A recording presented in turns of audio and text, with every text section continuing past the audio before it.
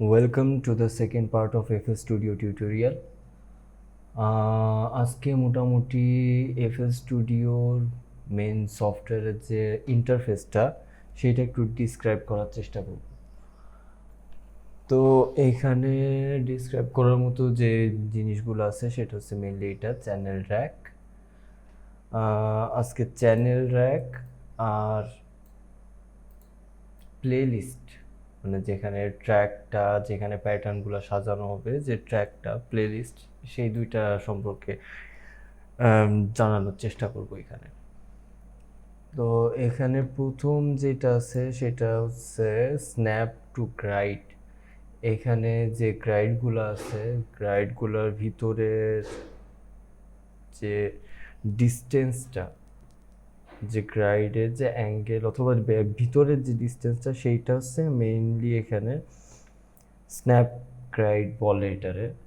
এখানে 1 of 6 step এইটা যদি সিলেক্ট করা থাকে তাহলে বিষয়টা হচ্ছে এরকম।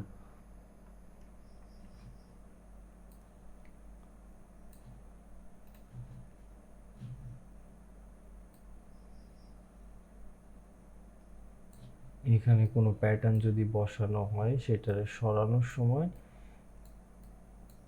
এই যে গ্রাইডের মাঝখানে যে সিক্স যে পোর্শনটা, সেই পোর্শনের উপরে বসানো সম্ভব। এটা যত বেশি দেওয়া থাকবে তত বেশি অ্যাকুরেটভাবে একটা নোট অথবা একটা কর্ড বসানোর জন্য সুবিধা হবে। এখানে নানও করে দেওয়া যায়, নান করে দিলে এখানে সর্বোচ্চ পর্যন্ত গ্রাইড নেবে, যেখানে খুশি সেখানে বসানো সম্ভব যদি মোটামুটি নান দেওয়া থাকে। আর বেসিক্যালি যারা প্রফেশনাল তারা এটা ইউজ করে, কারণ এখানে সবসময় আসলে যতটাই নিখুঁতভাবে বসানো হোক নান দিয়ে, এটা সম্ভব না নিখুঁতভাবে বসানো, কিছু না কিছু গ্যাপ থেকেই যাবে। যেমন এখানে কিছু না কিছু গ্যাপ থেকেই যাবে, যেটা সমস্যা, যার কারণে প্রফেশনাল প্রতিটা আর্টিস্টই, আমি যাদের দেখছি আমার দেখা চোখে, তাদের কেউই নান দিয়ে করে না। তো এখানে এটা থাক আপাতত। এরপরে আছে পেন্সিল অথবা ড্র টুল, যেটাকে বলে। ড্র টুলের কাজ হচ্ছে এখানে যে প্যাটার্নটা আপনি সিলেক্ট করবেন সেই প্যাটার্নটা এখানে ড্র করার জন্য মোটামুটি এই টুলটা ইউজ করতে পারেন আপনি। ড্র টুলে যখন এটা ইউজ করা হয়, এটার একটা একটা করে প্রতিটা ক্লিকে একটা করে প্যাটার্ন, মানে যে লুপটা আর কি তৈরি করবেন এখানে, চ্যানেল রেখে যেইটাই বসানো হয় এইটারই মোটামুটি প্যাটার্ন বলে। এই প্যাটার্নটা এখান থেকে যখন এখানে শিফট করা হয় তখন আমরা এই প্যাটার্নটা চ্যানেল রেখে বসাইতে পারবো। তো এখানে প্যাটার্নটা যখন বসানো হবে, বসানোর জন্য ড্র টুল যদি সিলেক্ট করা থাকে তাহলে আমার একটা করে প্যাটার্ন সবসময় আমি বসাইতে পারবো। তবে এখানে যদি আমার পাশের টুলটা, মানে পেইন্ট টুল যেটা, এটা যদি থাকে তাহলে যতদূর মনে চায় আর যতদূর দেখা যায় ততদূর পর্যন্ত আমি এটা পেইন্ট করতে পারবো। তবে এটা হ্যাঁ, একটা ট্র্যাকের উপরে এই ট্র্যাকের পেইন্ট টুল কখনো এই ট্র্যাকে এসে কাজ করবে না, একটা ক্লিক করে যদি ধরে রাখা হয়। তবে ক্লিক ছেড়ে দিয়ে যদি আবার ট্র্যাকের উপরে প্যাটার্ন বসানো শুরু করি তাহলে আবার সেটা নেবে। পরের টুলটা হচ্ছে ডিলেট টুল। যে প্যাটার্নগুলো বসানো হয়েছে সেগুলো যদি ডিলিট করতে হয়, দেখা গেলো যে মাঝখান থেকে কিছু প্যাটার্ন আমার বাদ দিতে হবে, তখন এই টুলটা ইউজ করা হয়। এইটার আসলে একটা শর্টকাট আছে, যেটা হচ্ছে অনেকটা পেইন্ট টুল সিলেক্টেড অবস্থায় যদি রাইট ক্লিক করা হয় তাহলে এটাও ডিলিট টুলের কাজ করে। সেটা আরও বেশি কমফোর্টেবল, আমার যতদূর মনে হয় সেটা আরও বেশি কমফোর্টেবল। এরপরে টুল দুটো সম্পর্কে আমি আসলে জানি না,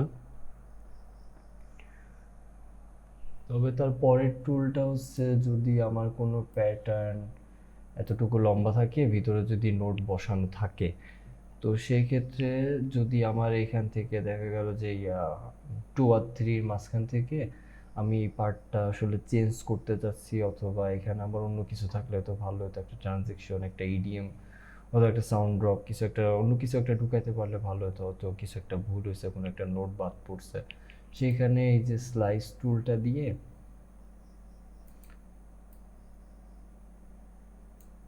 এইভাবে কাটা সম্ভব। এই টুলটার কাজই মূলত এটা, যাতে একটা প্যাটার্নে ভেঙে দুইটা করা যায়, অথবা অধিকও করা সম্ভব। প্যাটার্নের কাজটা মূলত এখানে স্লাইস টুলটা মূলত প্যাটার্নটারে কেটে সেটারে ব্যবহারযোগ্য করে দেয়। তারপরের টুলটা হচ্ছে সিলেক্ট টুল। সিলেক্ট টুল মূলত কাজ করে যখন অনেকগুলা প্যাটার্ন, দেখা গেল যে অনেকগুলা প্যাটার্ন আছে, আমার সবগুলা ধরে সরাইতে হবে, তখন আমি দেখা যাচ্ছে সিলেক্ট টুলটা নিয়ে পুরোটা সিলেক্ট করলাম, তারপরে সেইটার পজিশনটা চেঞ্জ করলাম। সিলেক্ট টুলের মেইন কাজটা এইটা।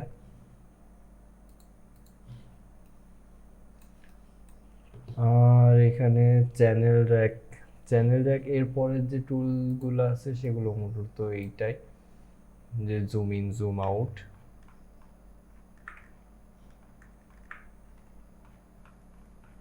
এইটা আপনি কন্ট্রোলার অল্ট অল্টের হোল্ড করে যদি মাউসের স্ক্রল বাটন ইউজ করেন, তাহলে অবশ্যই এই শর্টকাটটা আপনি বোঝা যাবে। এরপরেরটা প্লে আর পজ বাটন। আচ্ছা, এইখানে যে প্যাটার্নটা আমি বসাবো অথবা যে প্যাটার্নটা থাকবে, সেই প্যাটার্নটা অনেকটা কাজ করে এইখান থেকে। আমি যদি প্যাটার্ন প্লে করি তাহলে শুধুমাত্র আমার চ্যানেল র্যাকে যেটা থাকবে দেখা যাচ্ছে এইটা প্লে হবে। তবে যদি আমি এই প্যাটার্নটা এইখানে বসাই,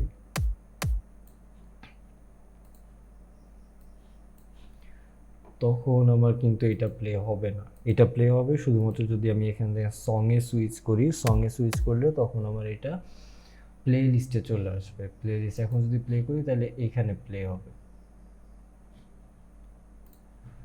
তো এইটাই মূলত প্যাটার্ন আর সঙের ভিতরের পার্থক্যটা।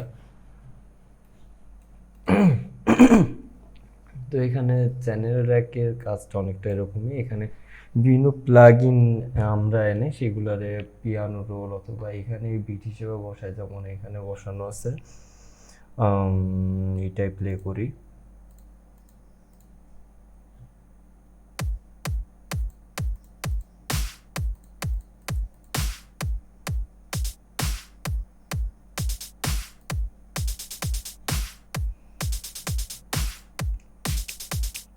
এখানে অন্যান্য যে প্লাগইনগুলো আছে, এই যে এখানে যে প্লাগইনগুলো আছে সেই প্লাগইনগুলো এখানে আমরা নিয়ে আসতে পারি। যেমন দেখা গেল এইটা,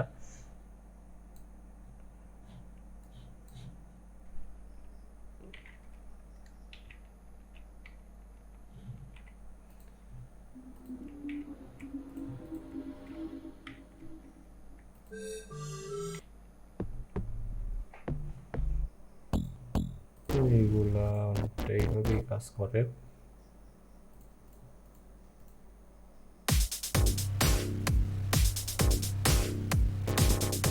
তো এইটাই ছিল মোটামুটি প্লে লিস্ট আর চ্যানেল র্যাক।